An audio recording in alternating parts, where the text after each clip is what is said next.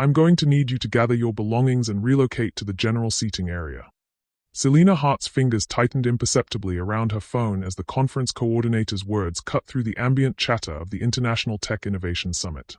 The woman's smile was practiced, professional, and absolutely venomous in its politeness.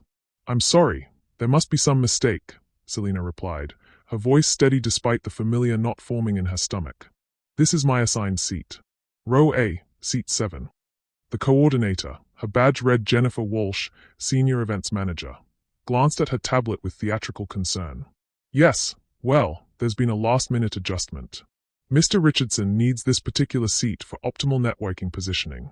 I'm sure you understand how these high-level events work. Behind Jennifer's shoulder, Selena could see him, Harrison Richardson, the venture capitalist whose face graced the covers of business magazines and whose opinions moved markets. He stood chatting with 3 other men, all of them white, all of them powerful, all of them completely oblivious to the humiliation being orchestrated 15 feet away. The irony wasn't lost on her. 6 months ago, Richardson had pitched her company, begging for a partnership that would have saved his struggling fund. She'd politely declined, and apparently, he'd found another way to save face. The general seating offers an excellent view, Jennifer continued, her voice carrying just enough volume to draw glances from nearby attendees. And honestly, given the technical nature of today's presentations, you might find the content more accessible from there. The condescension hit like a slap. Selena's PhD in computer science from MIT and her company's revolutionary AI algorithms apparently meant nothing when weighed against the color of her skin and Richardson's wounded ego. Around them, conversations had begun to slow. Phones were being discreetly angled in their direction. Someone was definitely recording this. By tonight, this would be another viral video of a successful black woman being publicly diminished, another hashtag, another moment of collective outrage that would fade into digital noise within a week. Of course, Selena said quietly, beginning to gather her leather portfolio. I wouldn't want to cause any trouble. Her compliance seemed to embolden Jennifer. I do appreciate your understanding. These events can be quite overwhelming for first-time attendees. First-time attendee. The words echoed in Selena's mind as she stood, smoothing down her tailored navy suit. If only Jennifer knew that Selena had keynoted this very conference 3 years running before stepping back to focus on her company's expansion. If only she knew about the private dinners, the board meetings, the late-night calls that had shaped the direction of this entire industry. If only she knew about the acquisition. Hey, my friend, hope you're doing well. Drop a comment and let me know how you're feeling about this story so far and where you are watching from. Some stories are too close to my heart to share on YouTube. I send those, along with little life lessons and surprises, to my email circle. If you'd like to be part of it, you can join with the link in the description. As Selena walked toward the back of the auditorium, her heels clicking against the polished concrete floor, she felt the weight of 1,000 eyes tracking her movement. Some gazes held sympathy, others embarrassment, and a few, the worst ones, held the satisfied smugness of people watching someone they believed had been put in their proper place. She slid into a seat in the general admissions section, surrounded by junior executives and startup founders who couldn't afford the $5,000 VIP tickets. A young Asian woman beside her offered a sympathetic smile and whispered, "That was complete garbage. Everyone knows who you are." But did they really? Selena wondered, watching as Richardson settled into her former seat with the casual entitlement of a man who'd never been told he didn't belong anywhere. The spotlight hit his silver hair just right as he leaned back, spreading his arms across the neighboring chairs like a king claiming his throne. On stage, the conference host was beginning his opening remarks, thanking the visionary partners and sponsors who make this gathering of minds possible. A slideshow began cycling through corporate logos, tech giants, investment firms, and innovation funds that had collectively contributed millions to make this week-long summit happen. Selena's phone buzzed with a text from her assistant. Legal docs are ready for signature. Should I proceed with the announcement? Her thumb hovered over the keyboard. For 6 months, she'd kept this secret, even from her own board members.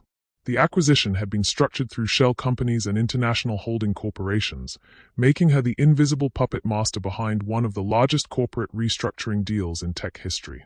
Another buzz. Reminder, the press release is scheduled for 2 p.m. unless you delay. 2 p.m. Exactly 10 minutes from now. Selena looked up at the screen, where the sponsor logos continued their rotation. There, nestled between Google and Microsoft, was the familiar blue and silver emblem of Meridian Corporate Solutions, the parent company of this entire conference operation, the entity that employed every coordinator, every security guard, every catering staff member currently working this event. The same Meridian Corporate Solutions that, as of last Tuesday, was now 68% owned by Heart Technologies, which meant 68% owned by her. Richardson was laughing at something one of his companions had whispered, probably another joke at her expense. Jennifer Walsh was directing traffic near the VIP section with the confidence of someone who believed she held all the power in the room. None of them had any idea that in less than 10 minutes, everything was about to change. Selena typed her response, proceed as planned. Then she sat back, crossed her legs, and waited for the world to catch up to what she'd known all along. That the most dangerous person in any room is often the one everyone underestimates.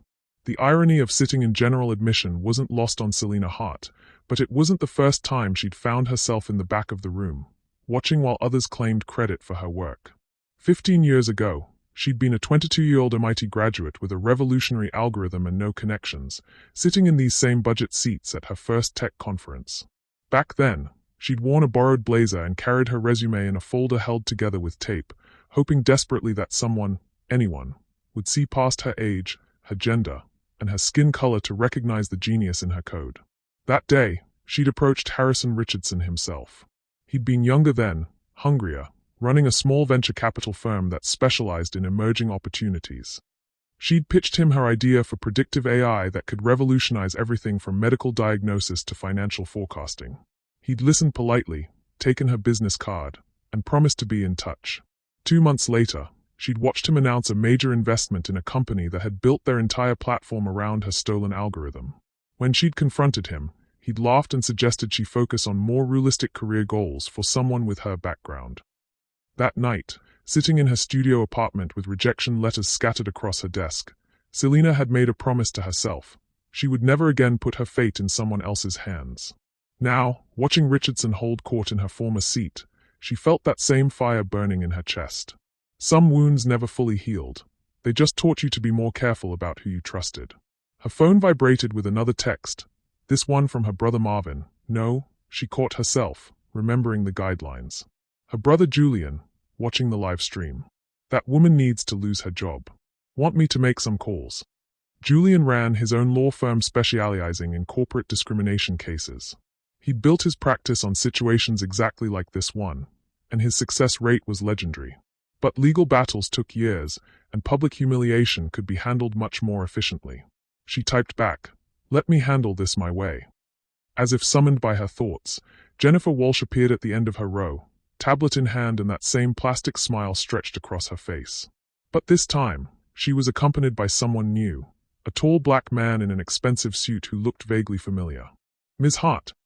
Jennifer's voice had lost some of its earlier authority. "I'd like you to meet Troy Williams, our diversity and inclusion consultant. He's here to ensure we maintain the highest standards of equality and representation." Troy finished smoothly, extending his hand. His grip was firm, his smile genuine, but something in his eyes made Selena hesitate. "I've been following your work at Heart Technologies for some time. Truly impressive what you've built." There it was, the tell. Troy knew exactly who she was, which meant this entire interaction was theater. Someone had recognized her, probably from social media or industry publications, and now they were trying to manage the situation before it exploded into a public relations nightmare. "Thank you," Selena replied carefully. "Though I have to wonder why a diversity consultant is just now making an appearance, 20 minutes after I was relocated from my assigned seat." Troy's smile flickered, just for a moment. Jennifer's face went pale. Around them, other attendees were pretending not to listen while hanging on every word. "There was a miscommunication," Troy said diplomatically, "which we're here to rectify. Jennifer, why don't you escort Ms. Hart back to the VIP section? I believe there's been a mistake about seating arrangements." Jennifer looked like she'd swallowed glass. "Well, actually, Mr. Richardson specifically requested." "Mr. Richardson," Troy interrupted with silky precision, "doesn't determine seating at Meridian events. The senior management team does. And they've asked me to personally ensure Ms. Hart receives the treatment befitting someone of her stature in our industry." Selena watched this exchange with growing fascination. Troy Williams wasn't just damage control. He was clearly someone with real authority here. Which raised the question, If he had the power to override Richardson's request from the beginning, why hadn't he intervened sooner? Unless he'd been waiting to see how far things would go. I appreciate the gesture, Selina said slowly, but I'm quite comfortable here. The view is actually excellent from this angle. Troy blinked, clearly not expecting that response. In his world, the script was simple: offer the apology, fix the optics, move on. He wasn't prepared for someone who refused to play their role. Are you certain? Jennifer asked, hope creeping into her voice. Because we absolutely understand if you'd prefer to remain. What I'd prefer, Selina said, her voice carrying just enough edge to cut through the diplomatic nonsense, is honesty. Mr. Williams, you clearly know who I am. You know my company, my reputation, my contributions to this industry. So I'm curious, how exactly does someone with your authority allow a situation like this to unfold in the first place? The question hung in the air like a blade. Around them, conversations had stopped entirely. Even the speaker on stage seemed to fade into background noise as everyone waited for Troy's response. He recovered quickly. She had to give him credit for that. Sometimes these situations develop faster than our systems can respond. The important thing is that we're addressing it now. Corporate speak. Beautiful, meaningless corporate speak that said absolutely nothing while sounding profoundly reasonable. Of course, Selina replied. I'm sure your systems are quite sophisticated. Her phone buzzed again. This time, the message was from her CFO, Meridian stock dropping. Someone leaked rumors about acquisition. Do we confirm or deny? Selina glanced at the time. 1:58 p.m. 2 more minutes. Troy was still standing there, waiting for her to accept his olive branch and make this whole embarrassing incident disappear. Jennifer was practically vibrating with anxiety, probably calculating how many viral videos would feature her face by evening. But Selina's attention was drawn to a commotion near the front of the auditorium. Richardson had pulled out his phone and was speaking urgently to someone, his face growing redder by the second. Other VIP attendees were checking their devices, and the comfortable buzz of networking conversation was shifting into something more agitated. Ms. Hart, Troy tried again. Perhaps we could continue this conversation in a more private setting. I'd love to hear your thoughts on how we can improve our processes. Her phone buzzed one final time. Her assistant, it's done. Press release is live. Meridian stock suspended pending announcement. CNN wants a statement. Selina looked up at Troy, whose own phone had begun buzzing insistently in his pocket. Around the auditorium, more and more people were receiving notifications, their faces shifting from confusion to shock as they processed whatever news was breaking. You know what, Mr. Williams? Selina said, rising from her seat with the grace of someone who'd never doubted her place in the world. I think that conversation might be more relevant than you realize. On stage, the speaker had stopped mid-sentence, pressing a finger to his earpiece as someone fed him urgent information. The massive screens that had been cycling through sponsor logos flickered and went dark. Richardson was no longer laughing, and Jennifer Walsh looked like she might faint. Selina smiled, really smiled, for the first time all day. In fact, I think we're about to have several very interesting conversations. The betrayal wasn't just Richardson's casual cruelty or Jennifer's institutional racism. It was Troy's calculated performance, pretending to offer help while positioning himself to claim credit for cleaning up a mess he'd allowed to happen. It was the entire system that assumed she would be grateful for scraps from their table. They had no idea she owned the table. The notification sound that rippled through the auditorium was like dominoes falling in reverse, starting from the back rows and cascading forward until even the most important people in the VIP section were frantically checking their phones. Selina watched Troy Williams' face transform as he read whatever message had just arrived. The confident consultant who'd appeared to offer damage control now looked like a man watching his career evaporate in real time. "Excuse me," he muttered, stepping away to take an urgent call. His voice was low, but Selina caught fragments. "How much? And when did this happen?" And finally, desperately, "Can we verify this?" Jennifer Walsh stood frozen, her tablet hanging limp in her hands like a broken wing. Around them, the carefully orchestrated networking atmosphere of the International Tech Innovation Summit was dissolving into chaos. Junior executives were whispering urgently to their supervisors. Venture capitalists were speed-dialing their offices. And at the front of the room, Harrison Richardson had abandoned all pretense of composed leadership.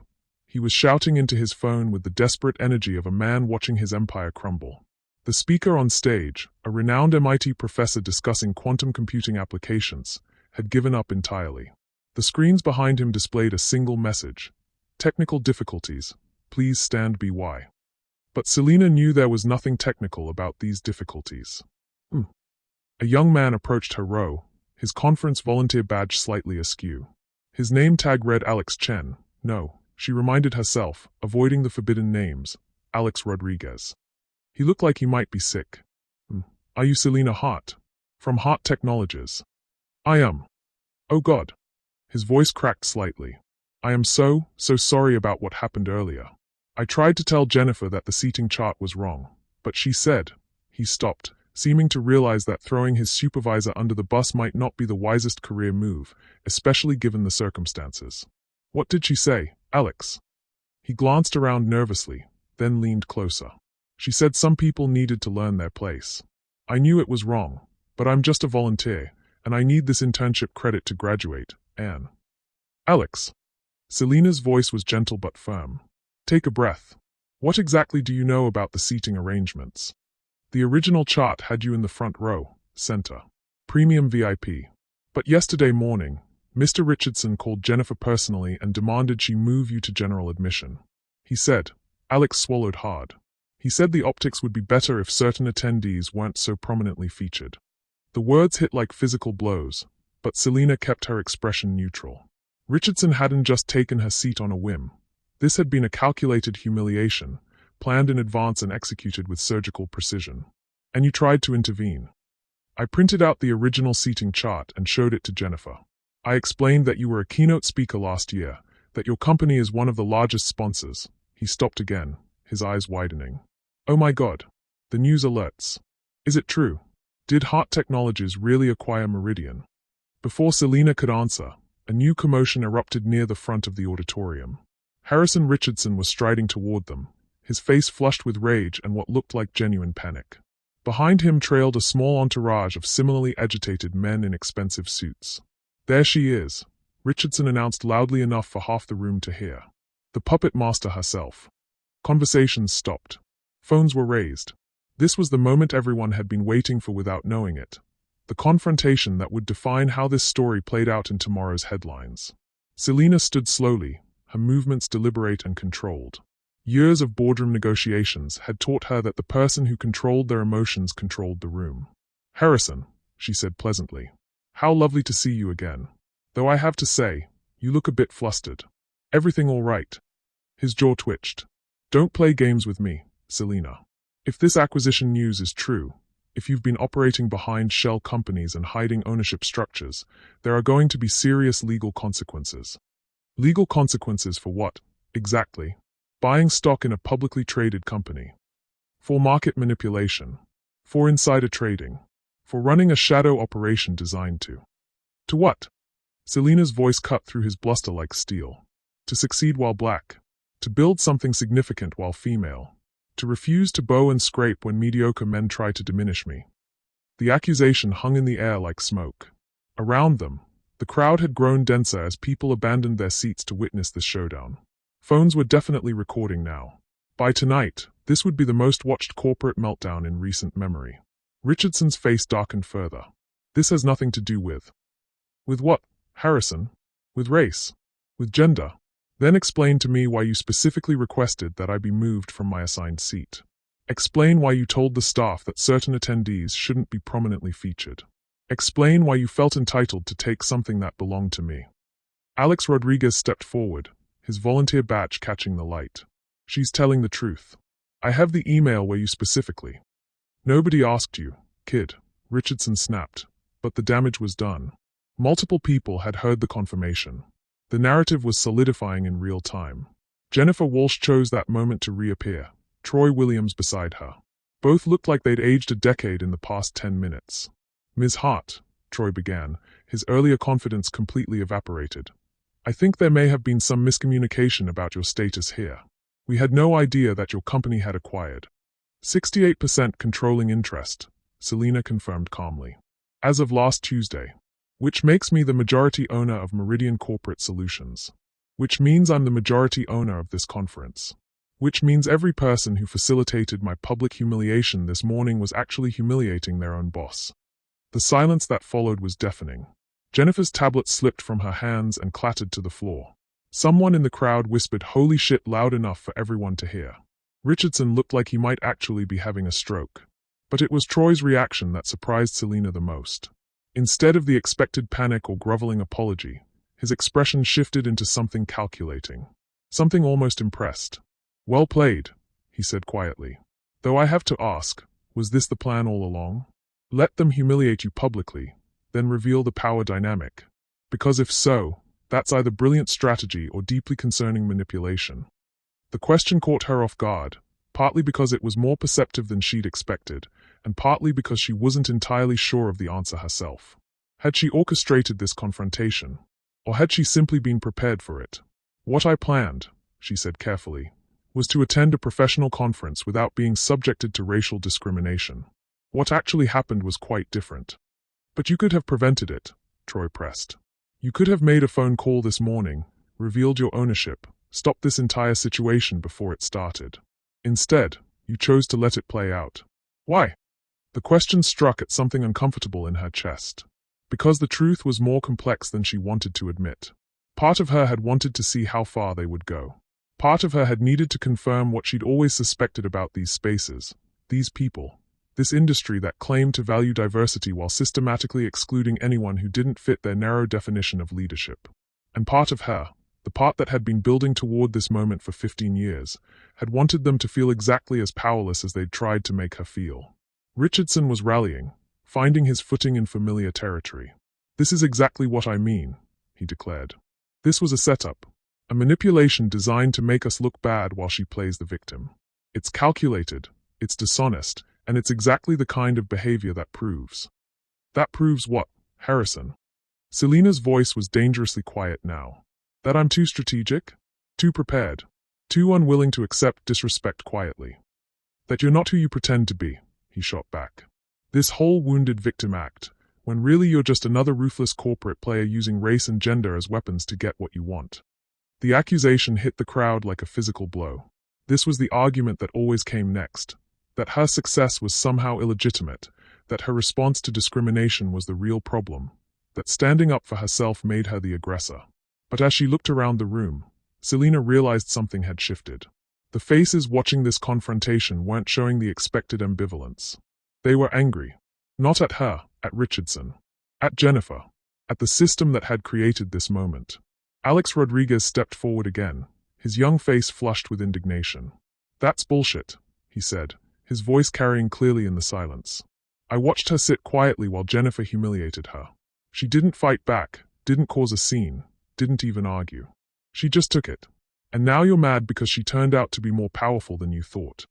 Other voices began joining in. A woman from the startup section. "I've been watching tech conferences treat women like this for years." A venture capitalist from the middle rows. "Richardson, you need to stop digging this hole deeper." Even some of the VIP attendees were shaking their heads in disgust. The mob was turning, but not in the direction Richardson had expected. And standing in the middle of it all, watching years of careful planning crystallize into a single moment of reckoning, Selina Hart realized she had crossed a point of no return. This wasn't just about a conference anymore, or even about Richardson's wounded ego. This was about power, who held it, who deserved it, and what happened when the hidden structures that shaped their industry were suddenly exposed to the light. Her phone buzzed with a text from her assistant. CNN, Wall Street Journal, and TechCrunch all requesting immediate interviews. How do you want to handle? She looked up at the chaos surrounding her. The cameras, the angry voices, the desperate faces of people realizing their careers might not survive the next hour. "How I've always handled things," she typed back. "On my own terms." But as she sent the message, she couldn't shake Troy's earlier question. Was this justice, or was this revenge? And in the end, did the distinction matter? The point of no return wasn't just about what she'd already done. It was about what she was going to do next. The emergency board meeting convened in a glass-walled conference room overlooking the main auditorium, where 300 of the tech industry's most influential figures were trapped in what had become the most uncomfortable networking event in recent memory. Through the transparent walls, Selina could see clusters of people huddled around phones, some gesticulating wildly, others standing in stunned silence. She sat at the head of the polished mahogany table, her hands folded calmly while chaos erupted around her. To her left, Meridian's senior executives whispered urgently among themselves. To her right, a team of lawyers had materialized from somewhere, their briefcases open and documents scattered like battle plans across the table. But it was the man directly across from her who commanded her attention. Cameron Foster, Meridian's CEO, who had flown in from Singapore the moment news of the acquisition broke. His salt-and-pepper beard was perfectly groomed, his expensive suit immaculate, but his eyes held the desperate calculation of someone watching his empire slip away. "Let me understand this correctly," Cameron said, his voice carefully modulated. "You've spent 6 months systematically acquiring majority control of my company through shell corporations and international holdings, all while maintaining complete secrecy from the board, the SEC, and apparently everyone else involved." "Your company," Selina repeated softly. "Interesting choice of words, given that I now own 68% of the voting shares. Through what many would consider deceptive practices. Through legal purchases of publicly traded stock. Unless you're suggesting there's something illegal about black women participating in the free market." The barb found its mark. Cameron's jaw tightened, but he was too experienced to take the bait so obviously. "This has nothing to do with your race or gender, Ms. Hart. It has to do with corporate governance and transparency." "Does it? Because 15 minutes ago, your event staff felt quite comfortable humiliating me based precisely on those factors. Now that I hold controlling interest, suddenly everyone is concerned about proper procedures." Troy Williams, who had somehow earned a seat at this emergency meeting despite being a consultant, leaned forward. "Ms. Hart, I think we're all trying to understand the endgame here. You've made your point about the treatment you received. Justice has been served, arguably. What happens next?" There was something in his tone that made her study his face more carefully. Troy wasn't just asking about corporate strategy, he was probing for something deeper. And the way he held her gaze suggested this conversation had layers she was only beginning to understand. "What happens next," she replied, "depends entirely on how committed this organization is to the values it claims to espouse." Her phone buzzed with yet another urgent message, this one from her brother Julian. Reuters reporting that Richardson is claiming market manipulation. His lawyers are preparing securities fraud charges. Need to discuss strategy immediately. Selina kept her expression neutral, but internally, the pressure was mounting. She had anticipated pushback, even legal challenges. What she hadn't expected was the speed and coordination of the response. Richardson wasn't just angry, he was mobilizing resources for total war. Cameron seemed to sense an opportunity in her momentary silence. "Ms. Hart, I want to propose a solution that benefits everyone involved. Meridian Corporation acknowledges that serious mistakes were made today regarding your treatment at our conference. We're prepared to issue a formal apology, implement immediate policy changes, and make substantial financial reparations." "How substantial?" she asked, though she already knew this was theater. Cameron was buying time, creating a paper trail of good faith negotiations that his lawyers could point to later. 7 figures. Plus guaranteed speaking engagements at all future Meridian events. Plus a seat on our diversity advisory board. The offer was designed to sound generous while being fundamentally insulting. 7 figures to a woman who had just spent hundreds of millions acquiring his company. A diversity advisory board, one of those toothless committees companies created to provide the appearance of inclusion without any real power. "Counterproposal," Selina said. "Immediate termination of all staff involved in today's incident. Beginning with Jennifer Walsh." The room went silent. Through the glass walls, she could see Jennifer herself standing near the registration desk, surrounded by conference volunteers who looked like they'd rather be anywhere else on earth. "Ms. Hart," one of the lawyers interjected, "terminating employees in apparent retaliation for violating company anti-discrimination policies, for creating liability exposure, for embarrassing the organization in front of 300 industry leaders and however many people are watching the live stream." Cameron raised a hand to silence his legal team. "Jennifer Walsh has been with Meridian for 8 years. She's made a mistake, yes, but termination seems like the natural consequence of her actions. Unless you're suggesting that different standards apply when the victim happens to own the company." Troy was watching this exchange with the focused intensity of someone solving a puzzle. When he spoke, his voice carried a weight that surprised everyone in the room. "There's another factor we haven't discussed," he said quietly. "Ms. Hart, your acquisition wasn't just about Meridian Corporate Solutions, was it? Because if I'm reading the filing documents correctly, You now control significant stakes in 17 different companies across the tech conference and events industry. The statement hit the room like a bomb. Cameron's face went white. The lawyers started frantically shuffling through papers. And Selina felt a familiar thrill of recognition. Troy Williams wasn't just a diversity consultant. He was someone who understood power at levels most people couldn't even perceive. Where exactly did you get access to filing documents that aren't scheduled for public release until next week? She asked. His smile was subtle but unmistakable. Let's just say I have a professional interest in corporate structures that impact diversity initiatives across the industry. Professional interest. The phrase hung in the air like a challenge. Selina was beginning to realize that Troy Williams might be the most dangerous person in this room. Not because he opposed her, but because he understood her strategy better than anyone else. Cameron was still processing the implications. 17 companies? Jesus Christ, Selina, what are you building here? Some kind of industry takeover. I'm building accountability, she replied. For too long, this industry has operated on old boy networks and gentlemen's agreements that systematically exclude anyone who doesn't fit a very narrow profile. What I'm building is a structure where those exclusions have real consequences. You're building a monopoly, one of the lawyers said bluntly. And the Department of Justice is going to be very interested in anti-competitive practices. The threat was delivered with lawyerly precision, but Selina had anticipated this line of attack as well. Actually, I'm building diversification. Each of these companies will remain operationally independent. The only thing that changes is accountability structures and executive leadership diversity requirements. Her phone buzzed again. This time, the message was from her CFO, Emergency. Richardson's fund is announcing a short position against Hart Technologies stock. They are betting on our collapse. This is about to get personal. Personal. The word echoed in her mind as she looked around the table at these powerful men who were slowly realizing they were playing a game whose rules they didn't understand. Richardson wasn't just trying to destroy her acquisition. He was trying to destroy her entire company. But as she watched Troy Williams study her face with those calculating eyes, she wondered if he had already figured out that this had always been personal.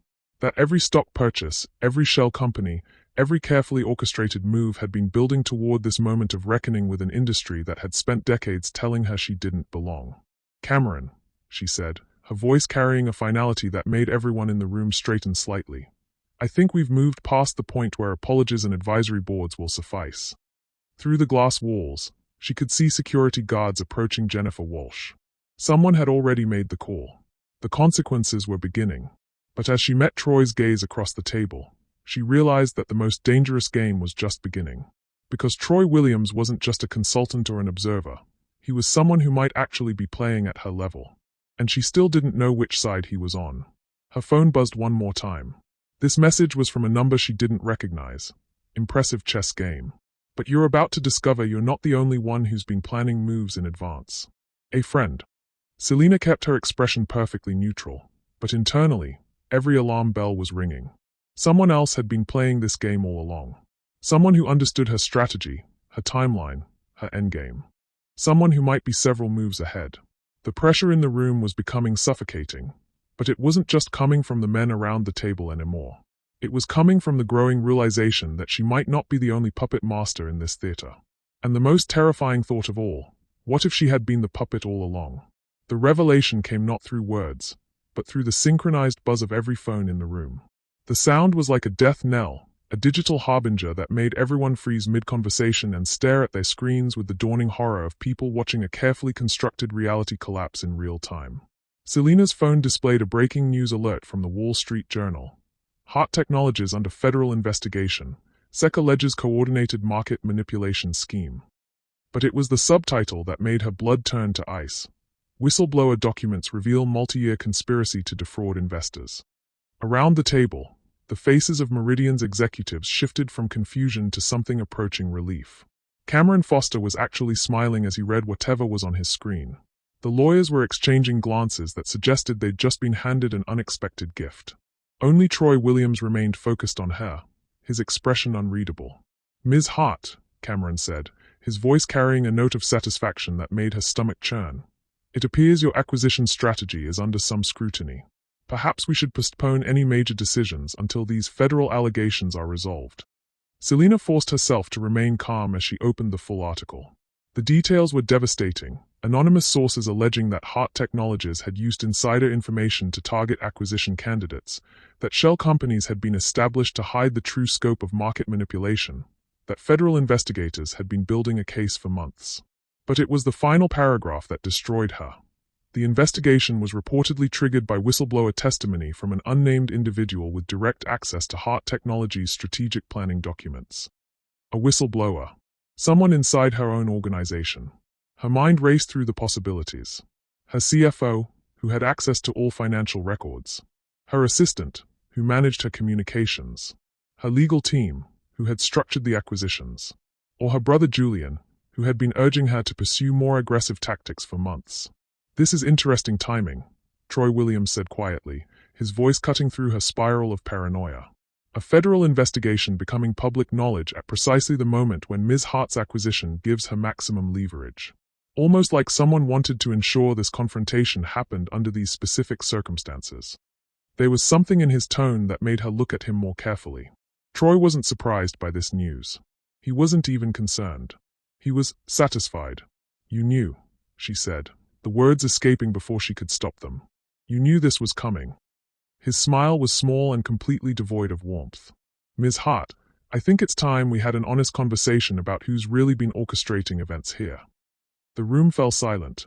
Outside the glass walls, the conference chaos was intensifying as news of the federal investigation spread. But inside this space, a different kind of revelation was unfolding. Troy reached into his briefcase and withdrew a thick folder. "I want to show you something. Documentation from a consortium of investors who have been tracking your acquisition patterns for the past 18 months. He slid a photograph across the table. It showed her sitting in a restaurant with a man she didn't immediately recognize, their heads bent over what appeared to be documents. "San Francisco, March 15th of last year," Troy continued. "You're meeting with Kenneth Liu, a shell company specialist who helps wealthy individuals structure complex international holdings. What's interesting is that Mr. Liu has been under federal surveillance for securities fraud since February of that year." The photograph hit her like a physical blow. She remembered that meeting.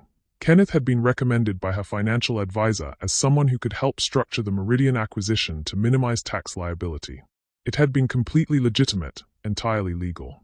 But she was beginning to understand that legitimacy and legality might not matter if someone wanted to build a different narrative. "Here's another one," Troy said, producing a second image. This one showed her brother Julian shaking hands with Harrison Richardson outside a Washington, D.C. law firm. 2 weeks ago. "Interesting that your brother would be meeting with the man who humiliated you today, don't you think?" The betrayal hit her in waves. First the shock of seeing Julian with Richardson. Then the horrifying realization that someone had been photographing her family, building a file, constructing a case. "Who are you?" she whispered. "Someone who's been watching you build an empire on legally questionable foundations while positioning yourself as a victim of systemic racism. Someone who represents investors who believe your success has come at the expense of market stability and honest competition." The words were like knives, each one precisely placed to cause maximum damage. Because embedded in the accusations was a grain of truth that made her want to vomit. She had pushed boundaries, exploited loopholes, used every advantage her intelligence and resources could provide. But she had never broken the law. Never crossed ethical lines that weren't routinely crossed by every other major player in the industry. "You orchestrated this," she said, understanding flooding through her like poison. "The seating arrangement, the public humiliation. My response, you wanted this confrontation to happen exactly this way. We needed you to overplay your hand. To make a public spectacle that would draw federal attention to your acquisition patterns.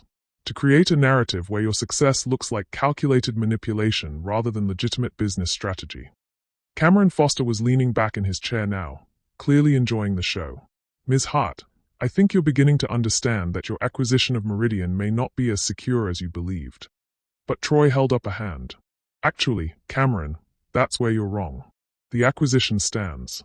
The stock purchases were legal, the documentation is sound, and Ms. Hart does indeed control 68% of Meridian Corporation." Confusion flickered across Cameron's face. "Then what?" "What happens next?" Troy continued, his attention never leaving Selena. "Depends entirely on Ms. Hart's next move. She can fight the federal investigation, spend millions on legal fees, watch her reputation get destroyed in the media, and eventually lose everything she's built." Oh, she managed to ask. Or she can accept a partnership offer from investors who appreciate her strategic mind but believe it needs better guidance. A controlling interest in Hart Technologies in exchange for dropping the federal complaints and ensuring this investigation disappears. The trap was perfect, she had to admit. Months of careful planning had led to this moment where her apparent victory became the mechanism of her destruction, where her refusal to accept humiliation had been weaponized against her. "The investors you represent," she said, her voice barely above a whisper. "Richardson is one of them. Harrison is many things, but is not nearly sophisticated enough to orchestrate something like this. No, our consortium consists of individuals who believe the tech industry needs more traditional leadership. People who understand that disruption should happen within established hierarchies, not outside them. Traditional leadership." The phrase made her sick because she understood exactly what it meant. White men who were terrified of losing control and would destroy anyone who threatened their dominance. Her phone buzzed with a text from Julian. "Selena, we need to talk immediately. There are things about your business structure you don't understand. People have been lying to you." Even her brother, the one person she had trusted absolutely, was now part of this nightmare. Through the glass walls, she could see security guards escorting Jennifer Walsh from the building. The woman who had humiliated her was facing consequences, but it was becoming clear that Jennifer had been just another pawn in a much larger game. "How long?" she asked Troy. "How long have you been planning this?"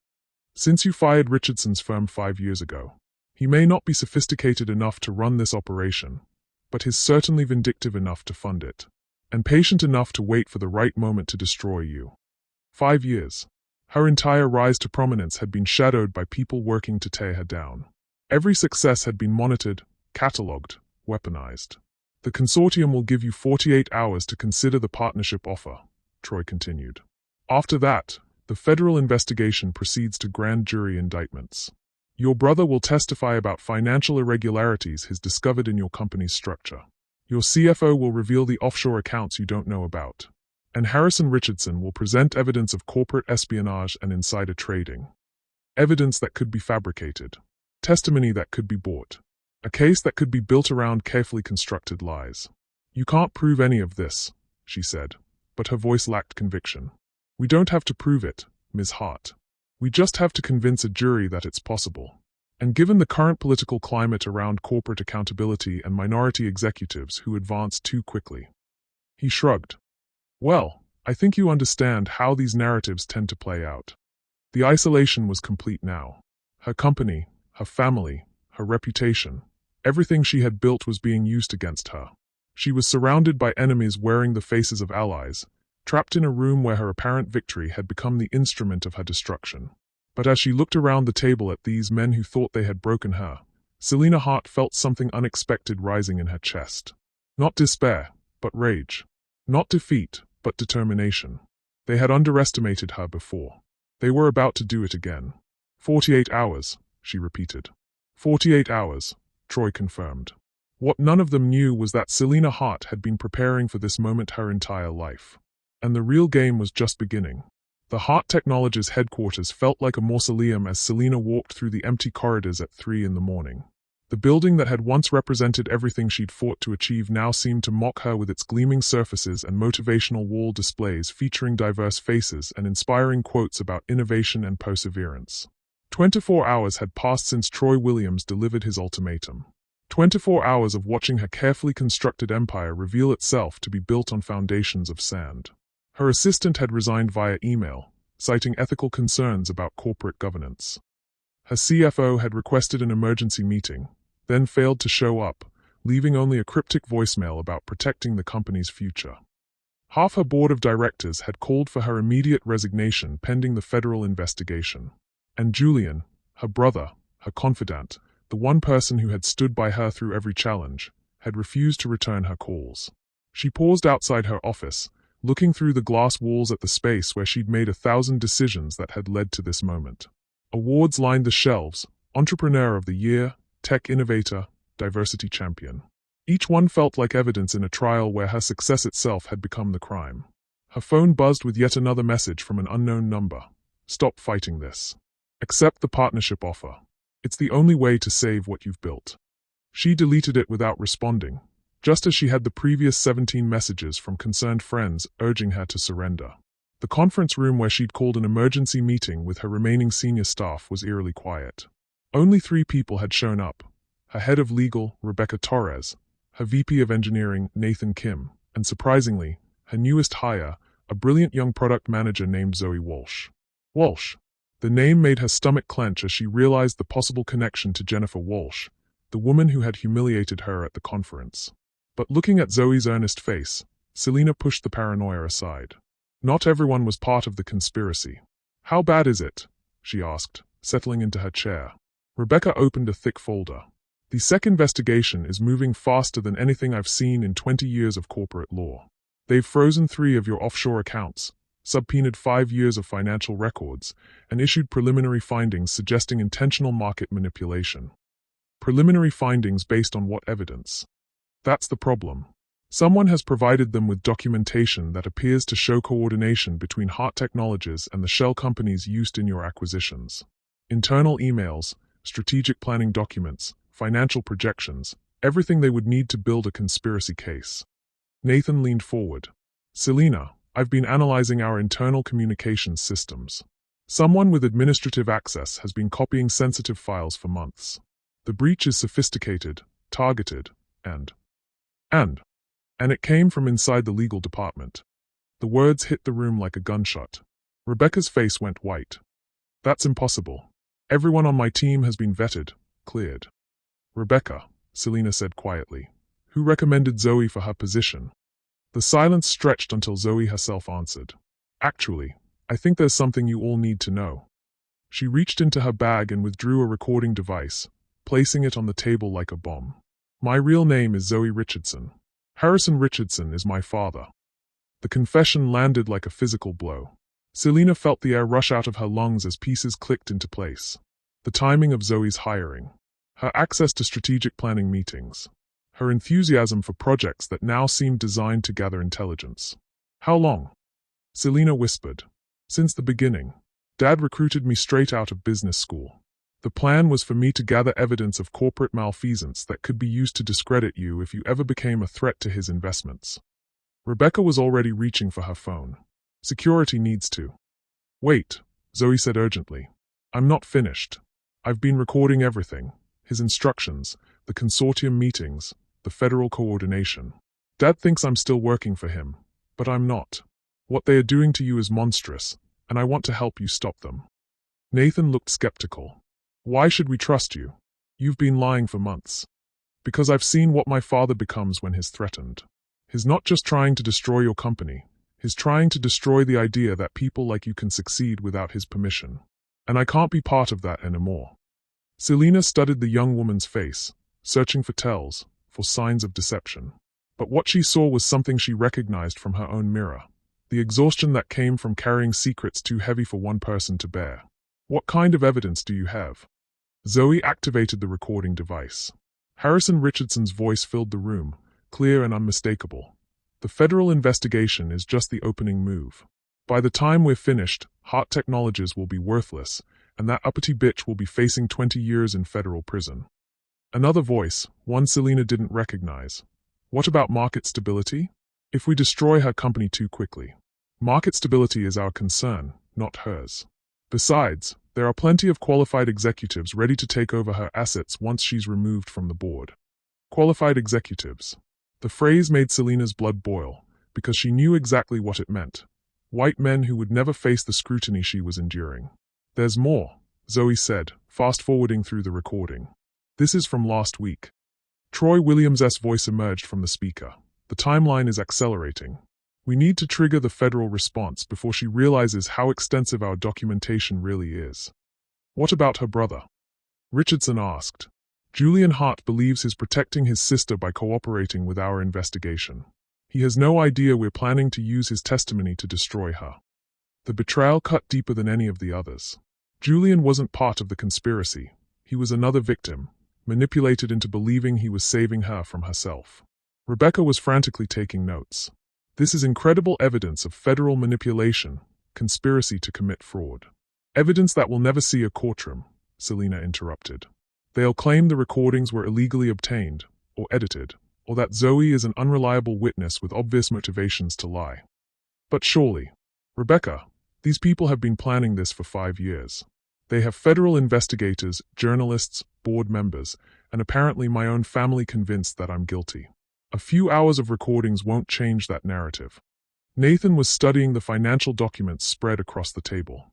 What about the offshore accounts they've frozen? If we can prove those were established legally.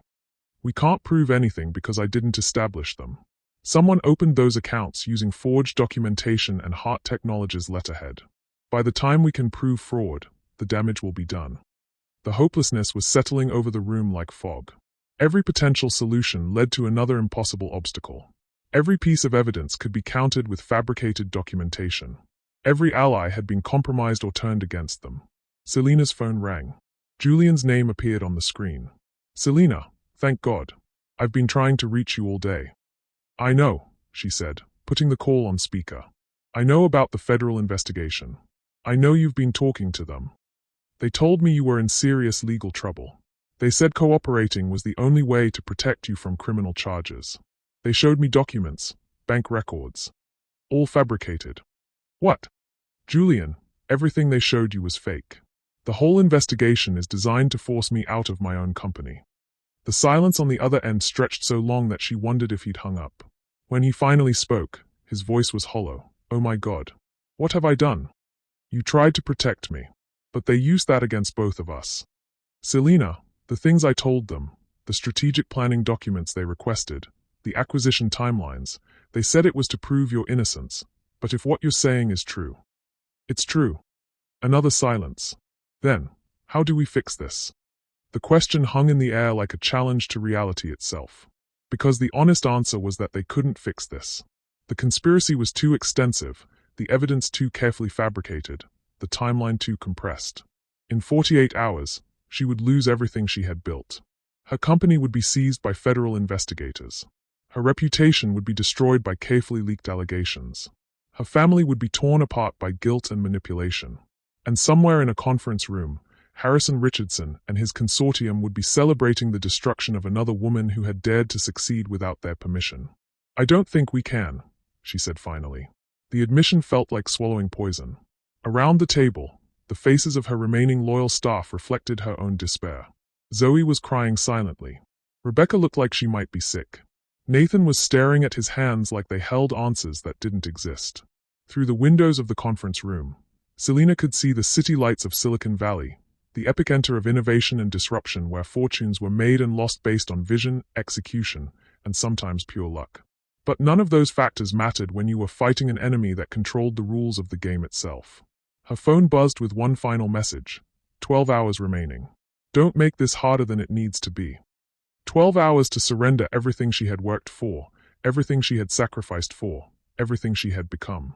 12 hours to accept defeat at the hands of men who believed her success was a threat to the natural order. 12 hours to choose between destruction and submission. As she looked around the table at the few people who still believed in her, Selena Hart realized she was facing a choice that would define not just her future, but her very identity. Was she the innovative leader who had revolutionized 3 different industries? Or was she the desperate woman who had built her empire on legally questionable foundations? The answer would determine everything that happened next. But in the depths of her despair, as she contemplated the ruins of everything she had built, a thought began to crystallize. A possibility so dangerous and so brilliant that it made her hands shake. They had made one critical mistake in their perfect conspiracy. They had underestimated her one last time.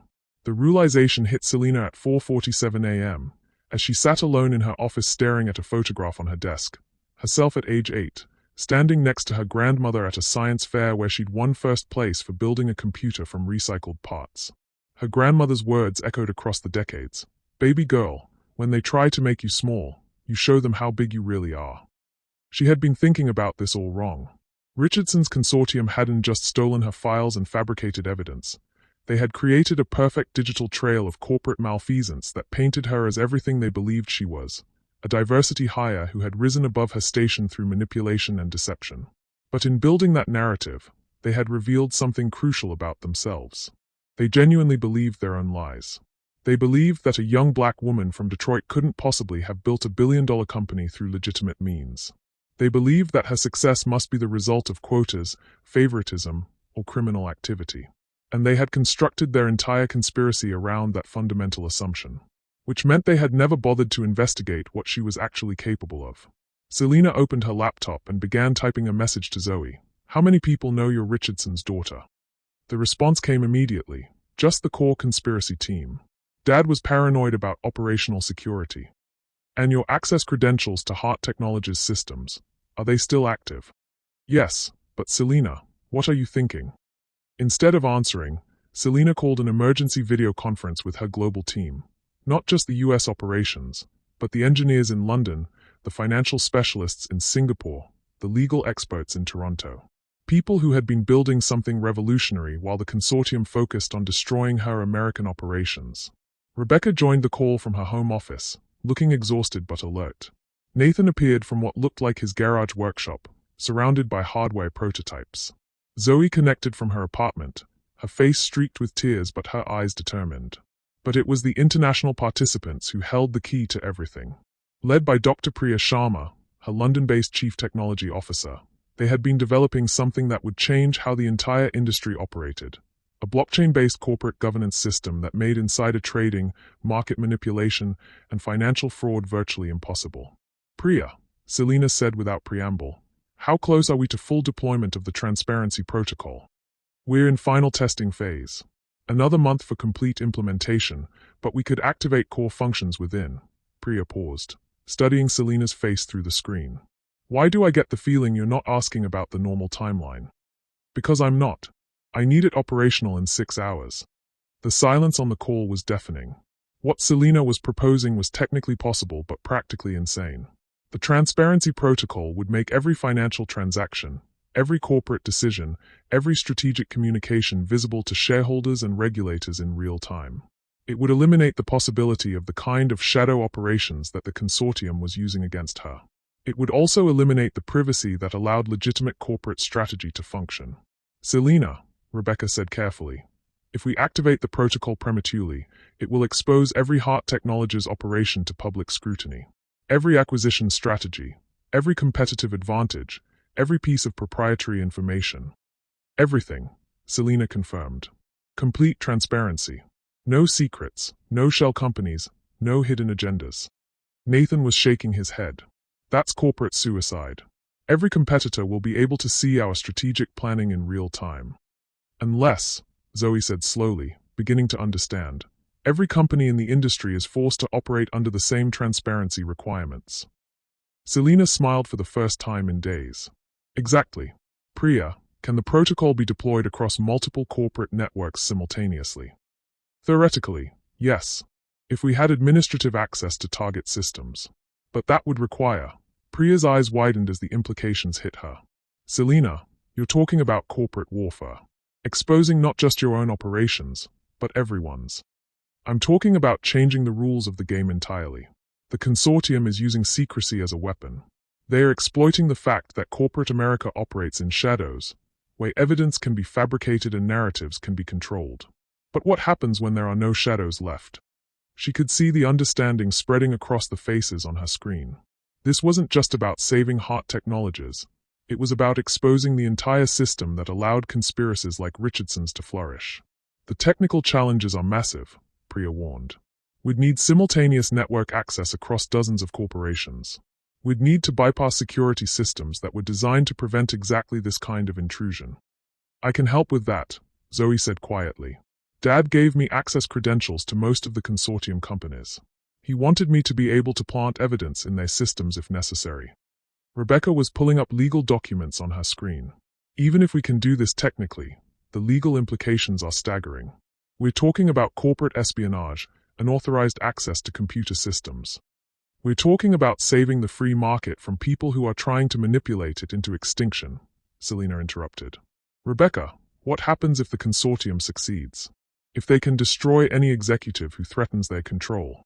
The question hung in the air like a challenge to everything they claimed to believe about capitalism, innovation, and equal opportunity. "There's another problem," Nathan said. "If we expose everyone's operations simultaneously, the market chaos will be unprecedented.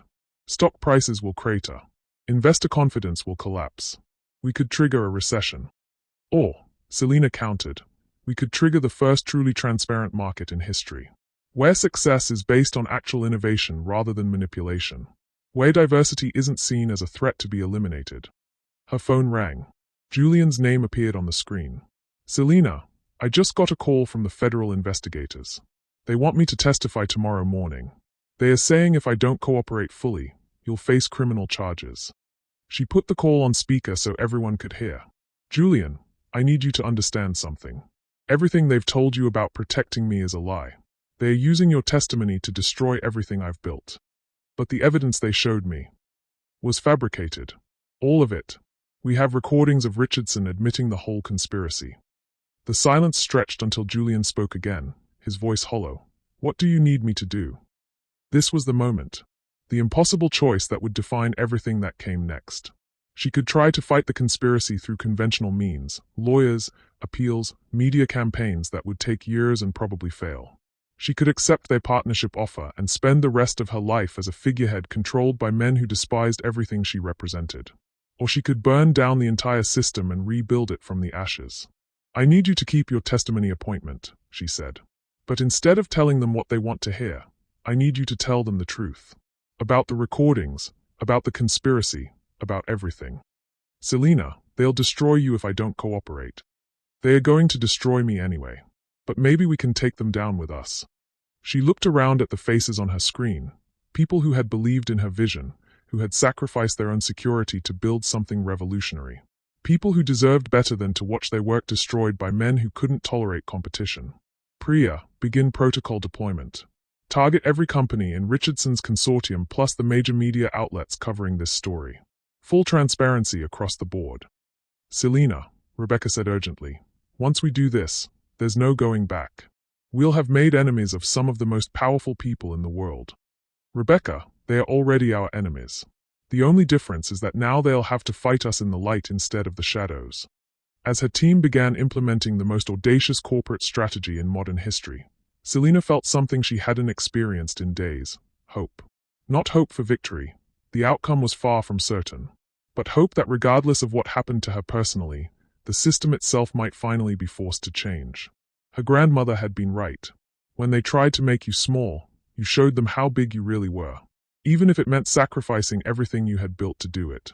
6 hours, she announced to her team. In 6 hours, we change everything. The impossible choice was made.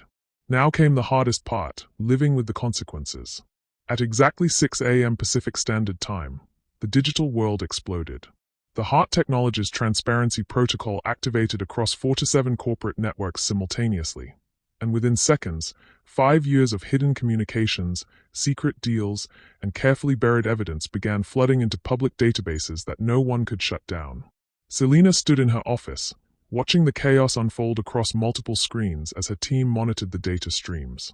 The first revelations were exactly what she'd expected.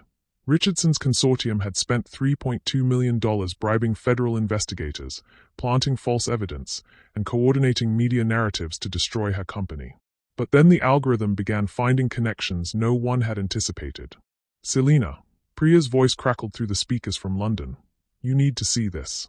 The conspiracy isn't just about you. It's about everyone. The screen filled with a network diagram that looked like a spider web of corruption. Richardson's consortium hadn't just targeted her. They had systematically destroyed 17 other companies led by women and minority executives over the past decade. Each takedown followed the same pattern: infiltration, evidence fabrication, federal coordination, and asset acquisition at pennies on the dollar. They are not just racist and sexist, Nathan said, his voice filled with awe and horror. They are running a corporate empire built on the systematic elimination of diverse leadership. But that wasn't the worst revelation. As the protocol dug deeper into financial records, communication logs, and strategic planning documents, a pattern emerged that made Selina's blood run cold. The consortium wasn't just buying companies after destroying their leadership. They were deliberately targeting innovation that threatened established power structures.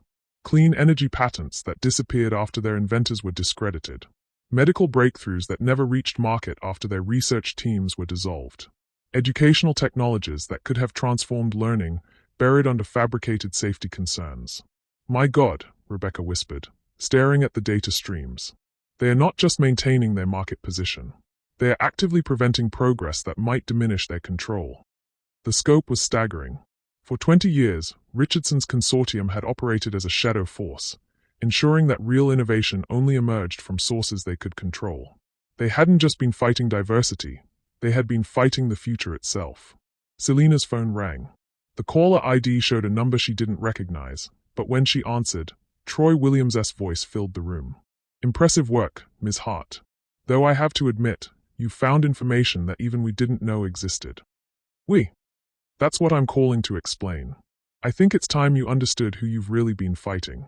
The line went quiet for a moment, then Troy continued with a voice she'd never heard before, younger, more uncertain, completely different from the confident consultant who had delivered ultimatums in the Meridian conference room. "My real name is Anthony Richardson. Harrison Richardson is my grandfather." The revelation hit the room like a bomb. Zoe gasped audibly. Rebecca started frantically typing notes. But Selena felt a strange sense of completion, as if a puzzle piece had finally clicked into place. "You've been playing both sides," she said. "I've been trying to stop this for 3 years," Anthony replied. "Ever since I discovered what my family's business really was. The diversity consulting work was my cover to get inside corporate structures and document what they were doing. Then why the ultimatum? Why try to force me to surrender? Because I needed you to fight back in exactly this way. I needed someone with the resources and technical capability to expose the entire network. I couldn't do it alone. They would have destroyed me and buried the evidence. But you." He paused. "You were always going to go nuclear rather than surrender. I was counting on it." The screens around them were exploding with new revelations as the protocol continued its work. Media outlets were receiving documents that proved years of bought coverage. Federal investigators were being exposed as paid assets. Politicians who had supported business-friendly policies were shown to be on consortium payrolls. But the most devastating discoveries were still coming to light. "Selena," Zoe said, her voice shaking as she read from her laptop, "look at this. The consortium has been systematically suppressing medical research for cancer treatments. They own pharmaceutical companies that profit from extended treatment protocols rather than cures." More horrors emerged by the minute. Environmental research buried to protect fossil fuel investments. Educational initiatives sabotaged to maintain private school advantages. Even small-scale community development projects crushed because they threatened established real estate holdings. The conspiracy wasn't just about maintaining corporate dominance. It was about preserving a system where suffering and stagnation generated profit for a small group of men who had decided they were entitled to control human progress itself. "How many people?" Selena asked Anthony. "How many people have they destroyed?" "Thousands. Maybe tens of thousands.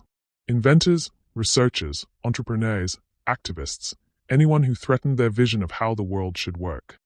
As the data continued flowing, news organizations around the globe began picking up the story. The initial reports focused on the securities fraud and corporate conspiracy. But within hours, investigative journalists were connecting dots that painted a picture of systematic oppression spanning decades. Social media exploded with hashtags. #TransparencyNow began trending worldwide. Protesters gathered outside consortium-owned buildings. Stock markets around the world suspended trading as investors tried to process the implications. But it was the personal stories that made the biggest impact. Videos began surfacing of people whose lives had been destroyed by consortium actions. A medical researcher whose cancer treatment breakthrough had been buried after she refused to sell her patents. An environmental engineer whose clean water technology had been sabotaged after he declined a buyout offer. A brilliant software developer whose social media platform had been destroyed through fabricated user safety concerns after she refused to implement government surveillance backdoors. Each story followed the same pattern: innovation that threatened established power, followed by systematic character assassination, evidence fabrication, and economic destruction.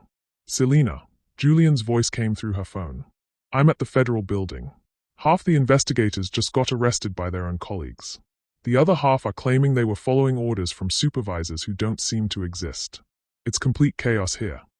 The institutional collapse was happening faster than anyone had anticipated. Federal agencies were discovering that their own personnel had been compromised. Media outlets were realizing that their editorial decisions had been influenced by consortium pressure. Investment firms were finding that their analysis had been based on deliberately falsified information. But the most shocking revelation was yet to come. As the protocol reached deeper into the consortium's communication networks, it uncovered a document that made everyone in the room stop breathing. A detailed plan for something called the Reset Protocol. "What is this?" Rebecca asked, pulling up the file on the main screen. The document outlined a strategy for triggering a controlled economic collapse that would allow the consortium to acquire distressed assets at unprecedented levels. They hadn't just been preserving their power, they had been planning to expand it exponentially by deliberately crashing the global economy and rebuilding it under their complete control. The timeline was chilling. The economic collapse was scheduled to begin in 6 months, triggered by coordinated market manipulation across multiple sectors. Essential services would be disrupted. Supply chains would fail. Governments would be forced to accept consortium assistance to maintain basic infrastructure. "They weren't just trying to destroy your company," Anthony said through the phone. "They were using your case as a test run for destroying civilization itself." The scope was so vast, so comprehensively evil, that it redefined everything about their struggle. This wasn't just about corporate competition or even systemic racism. This was about whether humanity would be allowed to progress or whether a small group of powerful men would be permitted to own the future. But as devastating as the revelations were, something else was happening that filled Selena with hope she hadn't felt in years. Around the world, people were responding to the transparency with their own transparency. Scientists were releasing suppressed research. Inventors were publishing stolen patents. Whistleblowers were coming forward with evidence of corruption in their own organizations. The protocol hadn't just exposed the conspiracy, it had created a movement. A global demand for honesty, openness, and accountability that was spreading faster than any attempt to contain it. "It's beautiful," Zoe whispered, watching the data streams flow across their screens. "They tried to control information, and instead we're creating the first truly free flow of knowledge in human history." Selena's phone buzzed with a message from Richardson himself. "You have no idea what you've done. The economic consequences of your actions will destroy millions of lives." She typed back, "The economic consequences of your actions already have."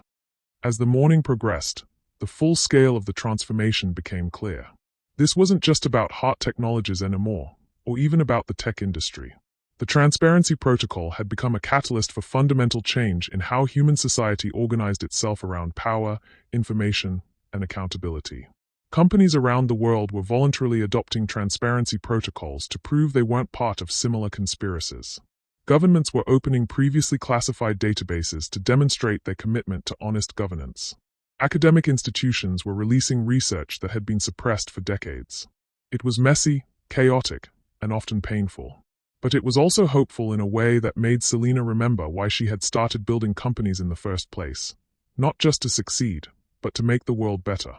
"Selena," Priya said from London, "you should know that Richardson and most of the consortium leadership were arrested about an hour ago. International warrants based on the evidence the protocol uncovered." The news should have felt like victory, but instead, Selena felt something deeper: transformation. She was no longer the woman who had been humiliated at a conference, fighting to save her company. She had become something larger, a catalyst for change that would reshape how power operated in the modern world. Her grandmother had been right. When they tried to make you small, you showed them how big you really were. But the real revelation wasn't about defeating her enemies. It was about discovering that being big meant making everyone else bigger too. The transparency hadn't just saved her company, it had liberated human potential that had been suppressed for generations. And that, Selena realized as she watched the sun rise over Silicon Valley, was a victory worth any sacrifice. 3 months later, Selena Hart stood at the podium of the same auditorium where her public humiliation had triggered a global revolution. The International Tech Innovation Summit had been reborn as the Global Transparency Conference, and the VIP seating section had been eliminated entirely. Every attendee, from Fortune 500 CEOs to first-year computer science students, sat in identical chairs arranged in concentric circles around the central stage. The symbolism wasn't lost on anyone. "When I was escorted from my seat in this very room," Selena began, her voice carrying clearly through the space that no longer held any shadows, "I thought I was fighting for my right to belong. I had no idea I was fighting for everyone's right to know the truth." The audience was a mix of faces she recognized and hundreds she didn't. Entrepreneurs whose innovations had finally seen the light of day, researchers whose suppressed findings were revolutionizing medicine, inventors whose stolen patents had been returned and were now changing the world. In the front row sat Anthony Richardson, who had legally changed his name to Anthony Williams after testifying against his grandfather's consortium. His diversity consulting firm had become the leading transparency implementation company in the world, helping organizations adopt radical openness as a competitive advantage rather than a compliance burden. Beside him sat Zoe, who had declined her father's inheritance to start a non-profit organization helping whistleblowers navigate the legal and emotional challenges of exposing corporate corruption. Her work had already protected over 200 individuals who had found the courage to speak truth to power. Julian occupied a seat 3 rows back, having rebuilt his law practice around transparency advocacy. The guilt he carried from his unwitting participation in the conspiracy had transformed into fierce dedication to ensuring such manipulation could never happen again. But it was the empty chair in the 5th row that carried the most meaning. Jennifer Walsh, the woman who had orchestrated Selena's humiliation, had disappeared entirely from public life after the revelations. Some said she was living under an assumed name in rural Montana. Others claimed she had moved to a country without extradition treaties. Selena hoped, for Jennifer's sake, that wherever she was, she had found a way to build something better than the system she had once served. The Transparency Protocol has been adopted by over 10,000 organizations worldwide, Selena continued, watching the faces in the audience light up with pride and possibility. But technology was never the real innovation. The real innovation was remembering that sunlight remains the best disinfectant, that truth remains more powerful than manipulation, and that the future belongs to those brave enough to build it in full view of the world. The transformations had been remarkable and often surprising. Companies that had initially resisted transparency had discovered that openness created unprecedented levels of employee engagement and customer loyalty. Governments that had adopted radical disclosure policies had seen citizen satisfaction reach historic highs. Academic institutions that had eliminated secret research partnerships had produced more breakthrough innovations in 6 months than they had in the previous decade. The economic disruption had been real but manageable. Markets had stabilized around new principles of verified information and authentic value creation. The reset protocol that Richardson's consortium had planned would have devastated billions of lives, but the organic transformation driven by transparency had lifted millions out of poverty as suppressed innovations finally reached communities that needed them most. Medical breakthroughs were saving lives that would have been lost to deliberately delayed treatments. Clean energy technologies were reducing carbon emissions faster than the most optimistic climate projections. Educational platforms were democratizing knowledge in ways that were reshaping entire societies. I've been asked many times whether I regret the path that led us here, Selena said, her gaze finding Anthony's face in the crowd. Whether I wish I had found a quieter way to fight injustice, one that didn't upend entire industries and force uncomfortable truths into the light.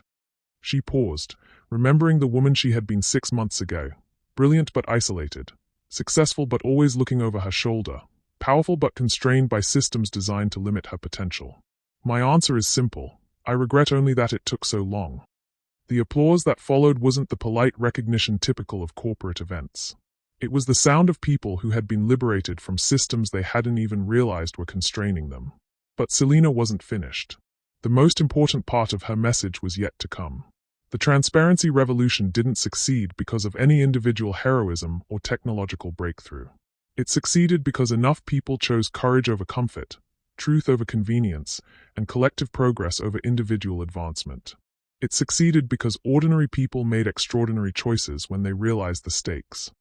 In the audience, she could see heads nodding, phones recording, notebooks filling with ideas for how to carry these principles forward. This wasn't just a conference, it was a commissioning ceremony for the architects of a more honest world. Heart Technologies has announced that we're open-sourcing the Transparency Protocol completely, she continued, watching surprise ripple through the crowd. We're giving away the patents, the source code, the implementation guides, everything. Because the most dangerous thing that could happen now would be for transparency to become another tool for the powerful to control the powerless. The decision had been controversial within her company, but Selena knew it was right. The protocol's power came from its universality, not its exclusivity. Making it freely available ensured that no single organization could weaponize transparency the way Richardson's consortium had weaponized secrecy. We're also establishing the Global Truth Foundation with an initial endowment of $1 billion, she announced, feeling the energy in the room shift as people processed the magnitude of the commitment. Its mission will be to support transparency initiatives, protect whistleblowers, and ensure that the tools of openness remain available to everyone, regardless of their resources or position. The foundation would be led by a board that included former consortium victims, transparency advocates, and individuals from communities that had been systematically excluded from power structures. It would operate under the same radical transparency it promoted, with every decision, every expenditure, every strategic choice open to public scrutiny. But the most significant change wasn't institutional, it was personal. Selina looked out at the audience and saw her 8-year-old self standing next to her grandmother at that long-ago science fair. The little girl who had built a computer from recycled parts had grown into a woman who had rebuilt entire systems from the fragments of broken trust. 6 months ago, I was angry, she said, her voice carrying a warmth that reached every corner of the auditorium. Angry at being diminished, angry at being underestimated, angry at systems that seemed designed to crush anyone who didn't fit predetermined molds. That anger was valid, and it was necessary. But anger alone builds nothing. She gestured toward the screens around the auditorium, which displayed real-time feeds from transparency initiatives around the world. A village in Kenya gaining access to clean water because corruption in aid distribution had been exposed. Researchers in Brazil publishing climate data that their government had tried to suppress. Students in Detroit accessing educational resources that had been hoarded by wealthy districts. What builds the future is love, Selina continued. Love for human potential. Love for truth. Love for the possibility that we can create systems worthy of our highest aspirations rather than systems that accommodate our lowest impulses. The words echoed in the space where her humiliation had begun, but the woman speaking them was no longer the same person who had been forced from her seat. She was someone who had discovered that real power came not from hiding your capabilities until the moment of revelation, but from using your capabilities to reveal the potential in everyone around you. As she concluded her remarks and stepped down from the podium, Selina felt a hand on her shoulder. She turned to find Anthony Williams smiling at her with genuine warmth. "My grandfather always said you were dangerous," he said. He had no idea how right he was. "And what do you think?" she asked. "I think the most dangerous thing in the world is someone who can see what's possible and has the courage to make it real." As they walked together toward the reception area, where conversations were already forming around new collaborations and future initiatives, Selina realized that the story that had begun with her forced removal from a seat had become something much larger than personal vindication. It had become proof that the arc of the moral universe didn't bend toward justice automatically. It bent because people were willing to grab hold of it and pull. Her phone buzzed with a final message of the day, this one from a young computer science student in Lagos. "Watched your speech. Starting transparency initiative at my university. Thank you for showing us what's possible." Selina smiled and typed back, "Thank you for showing me what comes next. The future belongs to everyone now." And that was exactly as it should be. What did this story teach you about the power of transparency in fighting systemic oppression? Drop your thoughts in the comments and subscribe for more stories that will change how you see the world.